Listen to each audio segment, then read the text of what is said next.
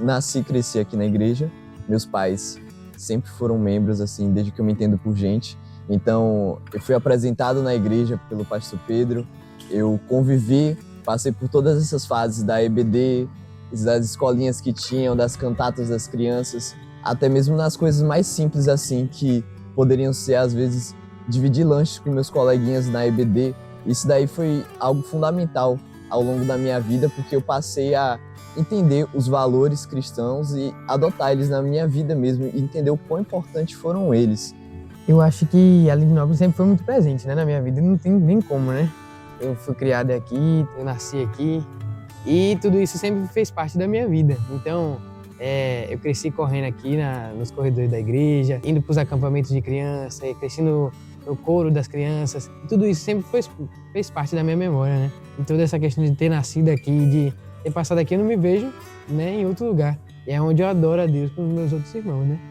E é algo muito assim familiar já. Crescer nessa igreja foi uma experiência fantástica, porque meu pai trabalhava aqui como zelador antes, e eu estava sempre aqui, semana toda, todos os dias, passava a maior parte do tempo aqui, e via sempre os bastidores da Lindinópolis.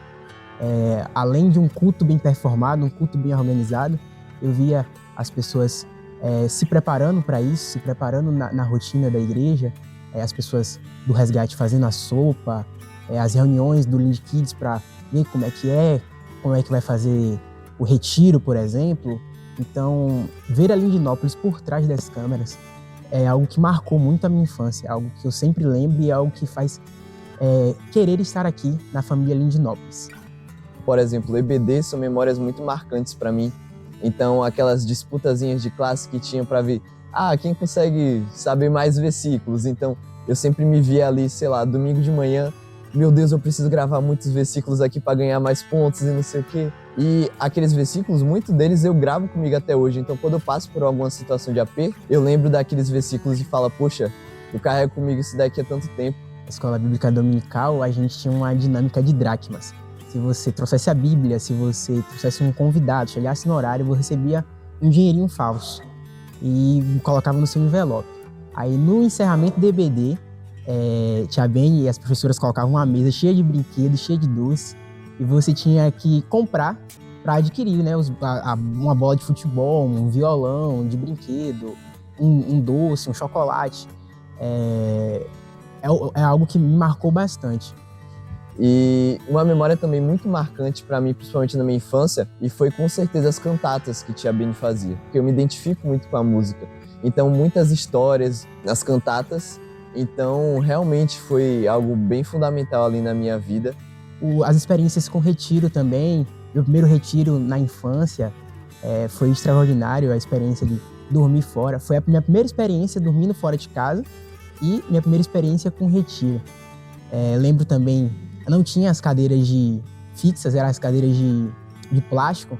E depois do culto eu ficava correndo entre as cadeiras, bagunçando tudo, dando trabalho pro meu pai, que era zelador da época. Então, coisas assim me remetem muito à minha infância aqui na igreja. Assim, quando eu cheguei nos 13, 14 anos, aqueles valores que eu tinha na infância foram meio que se confundindo, sabe? E o que me ajudou muito nessa época foi o Geração Teen. Esses pequenos grupos assim, como podemos chamar, que é o Geração Teen também, é muito importante para a vida de um adolescente assim, e foi o que me ajudou bastante. Então, chegou a um ponto que eu realmente falei, cara, realmente, não dá pra viver uma vida longe daqui. Quando a gente é criança, a gente só se diverte, né, na igreja. Se pensar assim, a gente vai pro coro, vai pro Lind Kids, que já existia na época, né? Eu lembro muito disso, eu lembro quando eu via, por exemplo, Lavínia, eu via quando os meninos mais velhos, aí eu pensava, velho, é muito top isso, e eles já trabalham na igreja e tudo, e hoje mesmo eu tenho a oportunidade, né, de trabalhar com eles. Eu trabalho com os meninos mais velhos, com o GT, com os jovens, tudo isso junto a gente começa a ter uma maturidade maior, essa questão de vivência da igreja, a gente percebe o quanto as dificuldades da igreja a partir dos anos. Existem vários problemas na igreja, as pessoas em si, elas são meio complicadas, né? E aí nisso tudo é muito difícil para a igreja combater tudo isso, mas o amor de Deus eu sei que vence tudo isso. Passar a infância na igreja plantou uma semente no meu coração. No início da minha adolescência eu dei uma afastada enxergava tudo com os olhos da hipocrisia. Pô, que pessoa hipócrita falando isso, nem vive desse jeito, nem vive de tal jeito. E não enxergava que aqui era o lugar de pessoas doentes, que aqui era o hospital. As coisas que eu fazia na adolescência, seja um xingar pela primeira vez, assim que eu fazia essas coisas, sempre me remetia à minha infância.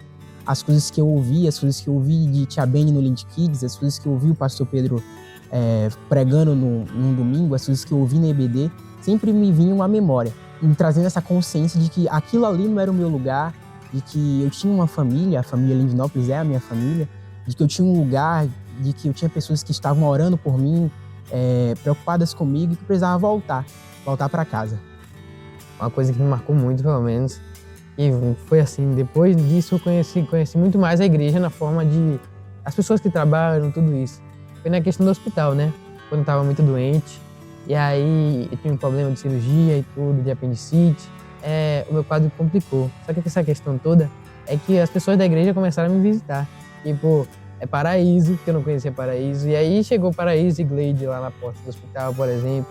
E aí começaram, tudo bem, nós somos o casal Paraíso, pode falar assim, nós viemos falar com você, tudo. Aquela coisa, me abraçaram, oraram por mim. E aí eu comecei a conhecer as pessoas da igreja, e o amor que elas tinham por mim, né?